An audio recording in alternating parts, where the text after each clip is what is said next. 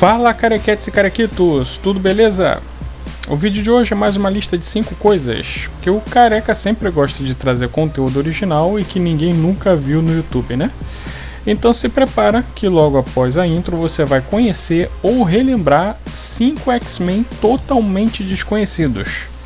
Agora vai de like e se inscreve aí, meu consagrado.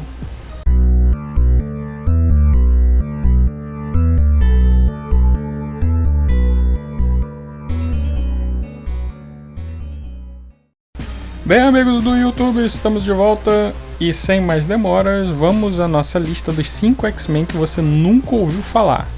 Ou porque a Marvel nunca ligou para colocar eles em algum filme ou desenho, ou porque eles são de formações antigas que nunca fizeram muito sucesso mesmo. De qualquer forma, aqui estão eles. Você vai os conhecer pela primeira vez ou só relembrar aquela revistinha velha que você leu lá atrás. E não se esquece de deixar um comentário falando se você conhece e o que você acha desses personagens, ok? Então vamos lá. Primeira, Cristal. Cristal é uma daquelas personagens cujo nome era melhor não ser traduzido. O nome original dela é Dazzler, que pode ser traduzido como deslumbrante. Aqui acharam melhor traduzir como Cristal. O bizarro é que já tinha uma personagem da Marvel chamada Cristal, que é a Inumana, filha do Raio Negro. E aí, para não ficar duas cristais, colocaram o nome da Inumana de Crystallis. Enfim, a Cristal, Dazzler, Deslumbrante, Diva, como você queira chamar, é uma mutante chamada Alison Blair. E ela tem o poder de transformar som em luz. Nossa, que poder inútil! Pois é, e por ser um poder inútil, ao invés de virar uma super-heroína ou vilã, ela decidiu usar ele onde ele seria realmente bem aproveitado, numa discoteca. A Cristal é uma cantora de disco music, e enquanto ela canta, ela usa o poder de converter som em luz e faz todo tipo de efeito luminoso em volta dela. E ninguém se dá conta porque todo mundo acha que são efeitos especiais.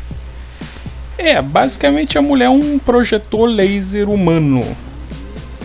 Ela foi criada em 1980 e apareceu pela primeira vez na famosa saga da Fênix Negra, quando os X-Men enfrentam o Clube do Inferno na boate onde ela se apresentava. Mais tarde, depois de fazer ponta em várias histórias de outros heróis, a Cristal entra para os X-Men, mas o seu visual foi totalmente alterado. Seus poderes também ganharam um up. Ao invés de só ficar fazendo os efeitinhos do Windows Media Player em tempo real, ela agora conseguia atirar rajadas, fazer hologramas, ficar invisível e até voar. A Cristal teve algumas participações em alguns desenhos e jogos, mas a melhor delas, na minha opinião, é esse jogo de arcade super obscuro, onde ela simplesmente tem o melhor especial do jogo. Kabum! Ai, que dor! Ai, ai, ai. Mas nos últimos anos a Marvel tem dado mais destaque para personagens nas suas sagas. Eu poderia falar mais sobre isso, mas infelizmente eu defeco pro que a Marvel faz atualmente, então vamos pro próximo. Longshot.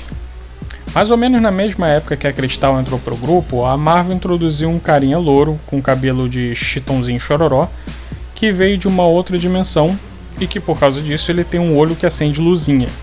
Porque, segundo pesquisas do Instituto Tirei do Sul, 90% dos mutantes de X-Men que vêm de outras dimensões ou de outras linhas temporais têm um olho que acende luzinha.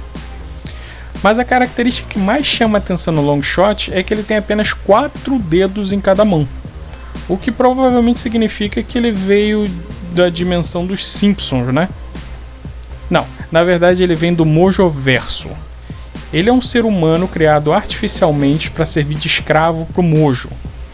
Mojo é um tipo de apresentador de TV nessa outra dimensão, e os seus programas envolvem pessoas lutando até a morte, enfrentando monstros, armadilhas mortais, etc. Basicamente ele é um Faustão alien que mata pessoas em troca de audiência. O Longshot se rebela contra o Mojo e acaba vindo parar na nossa dimensão. Aí ele entra para os X-Men por um curto período de tempo. Os poderes dele envolvem alteração das probabilidades. Resumidamente, ele é um cara extremamente sortudo. Ou seja, se você dá um tiro a queima-roupa na cara dele, a arma vai falhar ou miraculosamente você vai errar o tiro.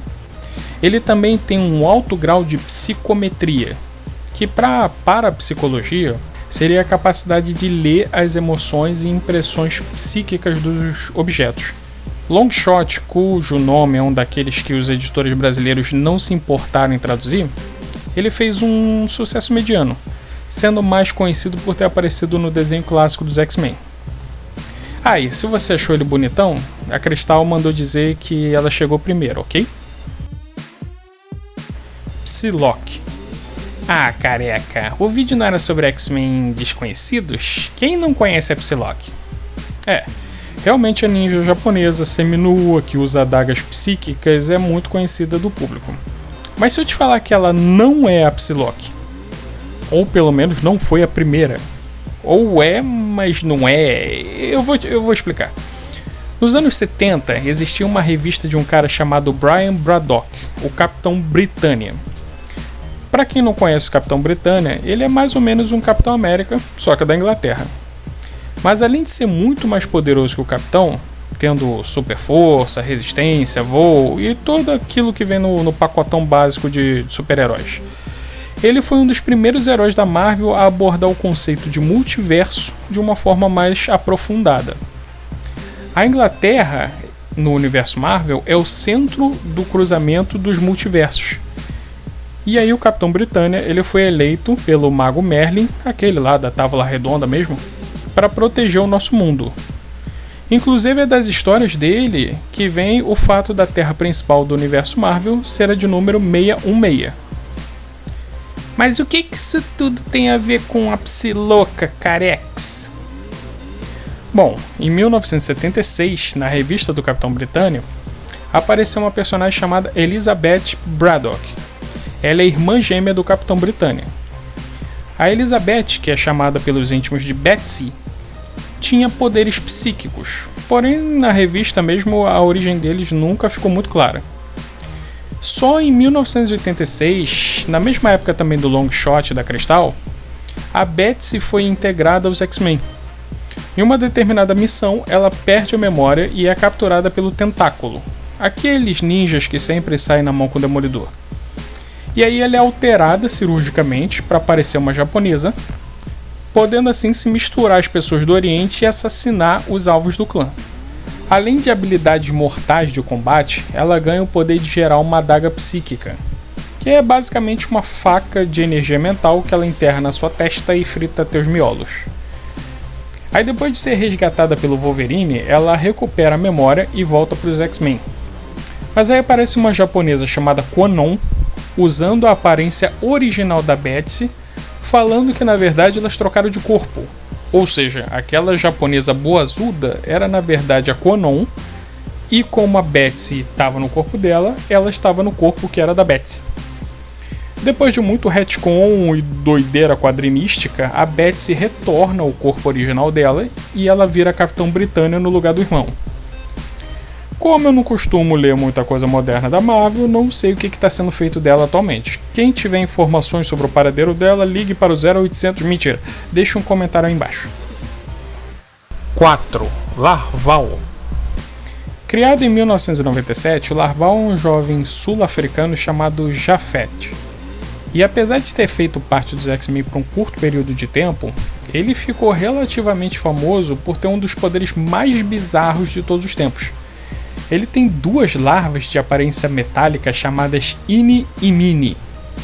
Elas têm inteligência própria e, acredite ou não, elas moram na barriga do Larval.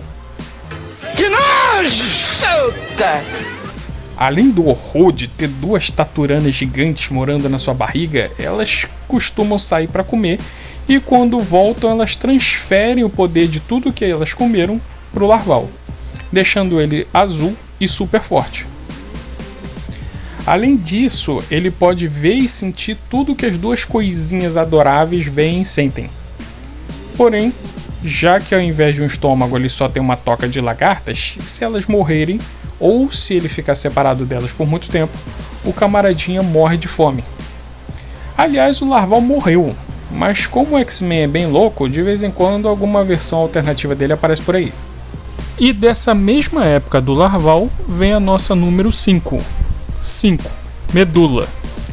Medula fez parte dos X-Men em um período muito curto de tempo, mas o carisma da personagem fez ela ficar relativamente famosa, ao ponto dela ser incluída no hall de lutadores do jogo Marvel vs Capcom 2.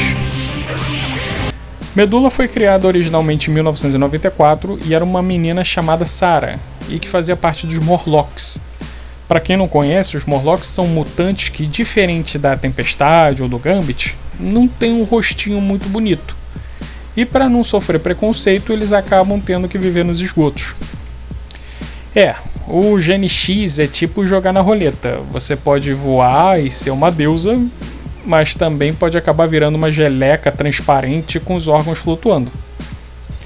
Por isso eu sou a favor de uma cura mutante opcional.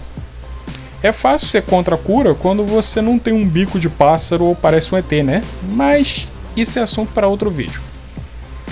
A Medula originalmente é salva pelo Gambit durante o massacre que os capangas do Senhor Sinistro fazem nos esgotos. Essa saga é chamada Massacre de Mutantes e não confundam com Massacre Marvel, que já é uma outra história. Anos mais tarde, tanto no mundo Marvel quanto no mundo real, ela volta crescida como membro terrorista de um grupo que visava matar pessoas da superfície. Aí ela acaba sendo forçada a entrar para os X-Men, onde o Wolverine acaba botando um pouco de bom senso na cabeça dela. E quais são os poderes dela, Calvin? Pois é, eu tô fazendo mistério até agora e você vai entender o porquê. Os poderes da Medula, como diz o nome, vêm dos seus ossos. Os ossos dela crescem de forma desenfreada, ao ponto de brotar da pele. Aí o que ela faz? Ela quebra essas pontas de osso e usa como dardos ou estacas. Te lembrou alguém? O Spike do X-Men Evolution é totalmente inspirado na Medula. O que me faz pensar que esse papo de substituir personagens ruivos por negros já não é de hoje, né? A Medula é interessante porque ela é um bicho bravo que quer vingança contra todo mundo, não só porque vários de seus amigos morreram no massacre dos Morlocks, mas também porque o poder dela causa muita dor. Diferente do Spike, que atira estacas como se estivesse soltando um pum, a Medula tem que quebrar os ossos para poder usar. E quem já quebrou algum osso sabe que isso não é uma coisa que te deixa muito contente, né? Essa personalidade dela faz ela bater de frente com o Logan, a ponto dos dois quase se matarem mesmo. Infelizmente, depois do estouro inicial da personagem, ela foi passando na mão de vários autores e desenhistas, cada um dando uma aparência mais inconsistente com a outra, ao ponto de hoje em dia ninguém mais ligar para ela ou saber o que ela está fazendo da vida. É provável que ela tenha aberto um OnlyFans, né? E é isso, pessoas. Por hoje é só. Deixem nos comentários quem vocês acham que poderiam ter estado nesse vídeo, que se pá, rola uma parte 2. Bom, semana que vem tem mais. Beijo nas crianças e tchau! Ai, que dor! Ai, ai, ai.